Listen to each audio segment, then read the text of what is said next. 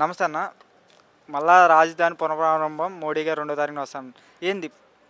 అంటే గతంలో 2014లో చంద్రబాబు నాయుడు గారు ముఖ్యమంత్రిగా ఉండగా ఇదే మాదిరిగా రాజధాని కడతాం అమరావతిలో అని చెప్పి రమాయికులను రైతుల దగ్గర భూములు లాక్కొని శంకుస్థాపన చేయడానికి ఆయన ఆహ్వానించాడు.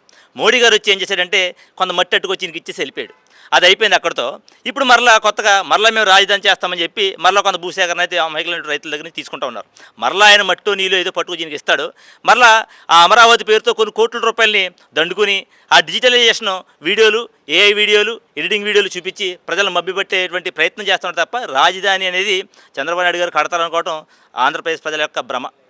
అన్న, అమరావతిలో ఎన్టీఆర్ గారిది బాహుబలి స్థాయిలో విగ్రహం పెట్టబోతున్నారు. ఆ విగ్రహం పెట్టడం స్పందన ఏందన్న? అంటే ఎన్టీఆర్ గారి విగ్రహం ఎందుకు చంద్రబాబు నాయుడు గారి విగ్రహం కూడా పెట్టుకోమని చెప్పండి. ఎందుకంటే ఆంధ్ర రాష్ట్రానికి తెలుగుదేశం పార్టీ పట్టినటువంటి చీడపురుగు అని చెప్పేసి నేను అంటాను.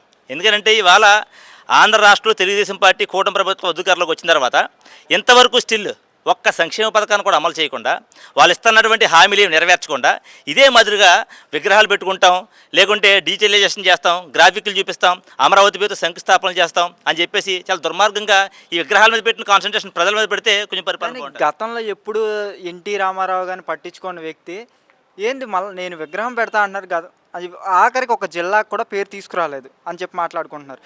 కానీ సడన్గా మళ్ళీ ఎన్టీఆర్ గారి ప్రేమ పొందడం, ప్రేమ రావడం ఏంటిదంటారు? అంటే ప్రస్తుతానికి ఆంధ్ర రాష్ట్రంలో నడుస్తుంది చంద్రబాబు నాయుడు గారి పరిపాలన కాదు, నారా లోకేష్ గారి పరిపాలన నడుస్తుంది. ఇవాళ తెలుగుదేశం పార్టీ మీద సొంత కార్యకర్తలే బూతులు తిట్టుకునేటువంటి పరిస్థితి ఏర్పడింది. కాబట్టి ఈ పార్టీ కార్యకర్తలను కూల్ చేయాలంటే మరలా ఎన్టీ రామారావు గారి పేరు ఎత్తుకురావాలి. ఎందుకంటే మీరు చూడొచ్చు, వరదలు ఎప్పటి నుంచి చూడండి మీరు, విజయవాడలో వరదలు వచ్చినాయి, కనీసం ప్రజలకి ఒక పూట భోజనం పెట్టినట్టు తెకాన లేదు ఈ ఆంధ్రప్రదేశ్ కూటమి ప్రభుత్వం. పైగా అగ్గిపెట్లకి కొవ్వొత్తులకి కోట్ల రూపాయలు తినేసినటువంటి పరిస్థితి. వాళ్ళ సొంత పార్టీ కేడరే ఆ కూటమి ప్రభుత్వాన్ని, తెలుగుదేశం ప్రభుత్వాన్ని బూతులు తిడుతున్న పరిస్థితుల్లో ఏం చేయాలో పాల్పోక విషయాన్ని అంతా ఎన్టీఆర్ గారి మీద డైవర్ట్ చేయడానికి కొత్తగా ఎన్టీఆర్ గారి కొత్త స్క్రిప్ట్ పట్టుకుని వచ్చారు తెలుగుదేశం పార్టీ వాళ్ళు.